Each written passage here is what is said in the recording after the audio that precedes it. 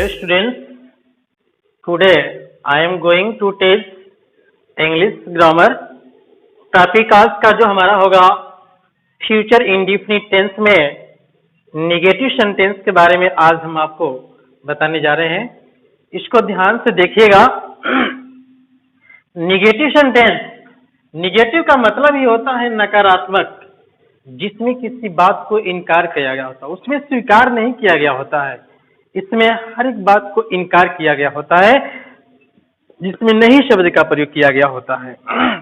इस प्रकार के सेंटेंस यदि आए तो इसका स्ट्रक्चर होगा सब्जेक्ट प्लस विल या shall plus not plus verb का first form plus subject plus other word.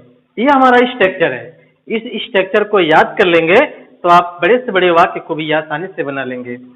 आइए जैसे हम एक एग्जाम्पल लेते हैं, मैं वहां कल नहीं जाऊंगा, यानी वहां जाने से इनकार किया जा रहा है। अगर इस प्रकार के वाक्य आ जाते हैं तो आप क्या करेंगे, सबसे पहले सब्जेक्ट लिखेंगे। तो सब्जेक्ट यहाँ क्या है, मैं के अंग्रेजी आई हो जाएगा। और आप जानते हैं कि फर्स्ट पर्सन का जो प्रोनाउन होता है उसके साथ में शैल का प्रयोग किया जाता है, तो आई के साथ शैल हो जाएगा, उसके बाद नॉट हो जाएगा। उसके बाद क्या करेंगे, क्रिया का फर्स्ट फॉर्म, तो क्रिया क्या है, जाना है, तो गो हो जाएगा। और वहां की अंग्रेजी देयर, और कल के लिए, आने वाले कल के लिए टुमारो का प्रयोग करते हैं। इस प्रकार से हम अनुवाद आसानी से बना लेते हैं। एक हम दूसरा एग्जाम्पल लेते हैं, वे नदी में कभी नहीं नहाएंगे, तो इसका अनुवाद क्या करेंगे, दे विल नेवर, कभी नहीं की अंग्रेजी यहाँ पे नेवर का प्रयोग किया जाएगा। बेथ इस नदी में, तो नदी में के लिए इन और नदी के लिए द रिवर कर देंगे। तो इस प्रकार से आप इसका स्ट्रक्चर बना करके अनुवाद आसानी से बना लेंगे। अगर इस प्रकार की समस्या अगर कहीं भी आपको इसमें अगर आती है तो आप निश्चित रूप से आप कमेंट बॉक्स में कीजिएगा। फिर आगे मैं आपको इंट्रोगेटिव सेंटेंस के बारे में बताने जा रहा हूं, उसको ध्यान दीजिएगा कि इंट्रोगेटिव सेंटेंस कैसे बनेगा। अब हम आते हैं इंट्रोगेटिव सेंटेंस में। इंट्रोगेटिव सेंटेंस यानी प्रश्नवाचक वाक्य। ये प्रश्नवाचक वाक्य क्या होते हैं, यानी जिसमें कोई प्रश्न किया जाता है। और प्रश्न करने का हम आपको हर एक टेंस में लगभग 3 प्रकार के वाक्यों की रचना करके आपको मैं बताया हूं कि किस प्रकार से इंट्रोगेटिव सेंटेंस में रचनाएं की जाती हैं। तो हम आते हैं, हम पहला एक आपका रूल लेते हैं, जिसमें वाक्य की जब शुरुआत क्या से हो जाती है। वाक्य की शुरुआत,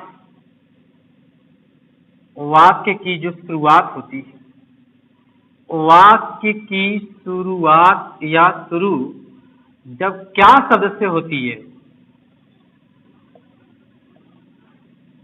क्या शब्द से होती है, यानी क्या शब्द से शुरू होने वाले वाक्यों के लिए क्या नियम होगा। उसका नियम जो होगा वह हो जाएगा विल या shall plus subject plus verb का first form plus subject plus other word. यानी कि जो हमारा पहला स्ट्रक्चर होता है, जब भी किसी वाक्य की शुरुआत हम क्या से करते हैं, तो क्या से शुरू होने वाले वाक्य का क्या नियम होगा, यह नियम आपको मैं दे रहा हूं। ये आपका नियम हो जाएगा विल या shall plus subject plus verb का first form plus subject plus other word. तो हम अनुवाद ठीक इसी स्ट्रक्चर के बेस पे बनाते हैं।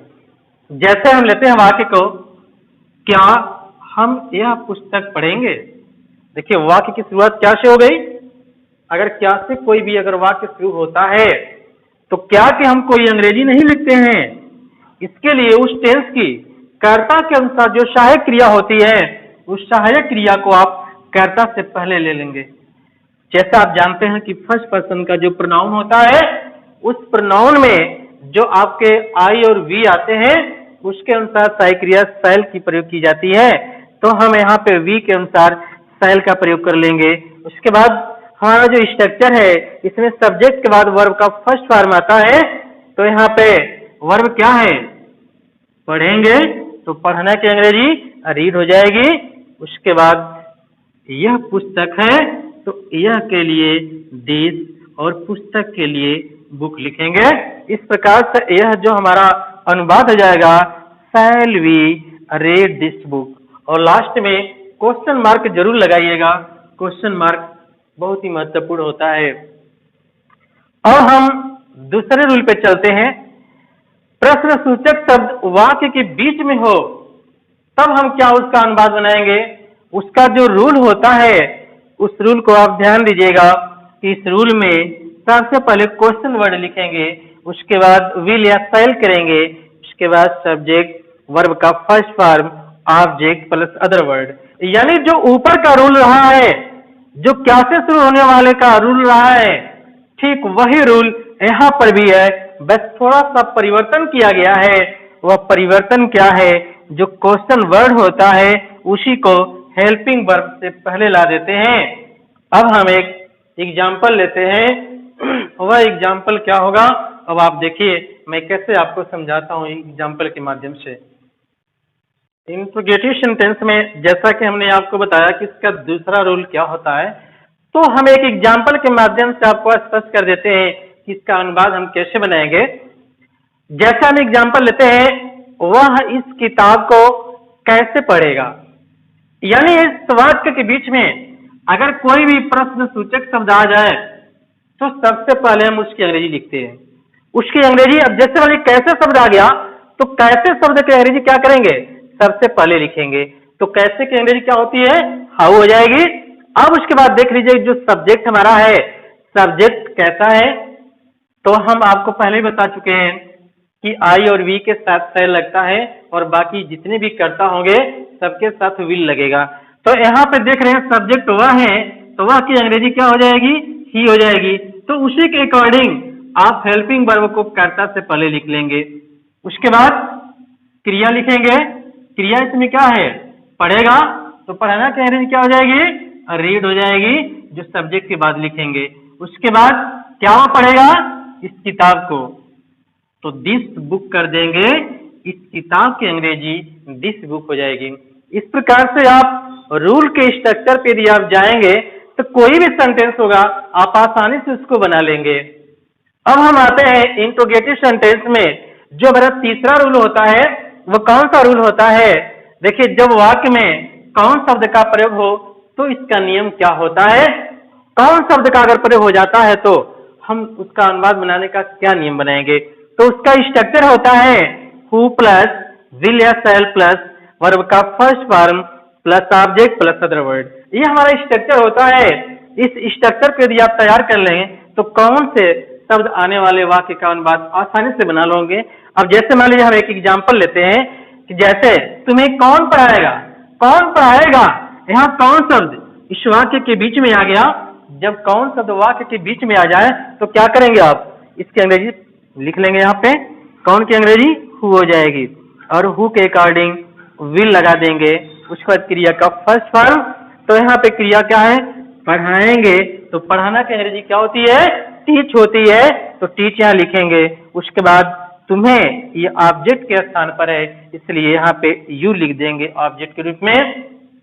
इस प्रकार से आप किसी भी सेंटेंस का अनुवाद आसानी से बना लेंगे। तो आपको फ्यूचर इंडेफिनिट टेंस के सारे रूल्स आपको बता दिए गए कि कैसे इसका अनुवाद किया जाता है, कैसे बनाया जाता है, इसमें किसके साथ शैल का प्रयोग किया जाता है, किसके साथ विल का प्रयोग किया जाता है। ये सब सारी चीजें आप अच्छी तरीके से इस वीडियो को देखेंगे तो स्पष्ट हो जाएगा।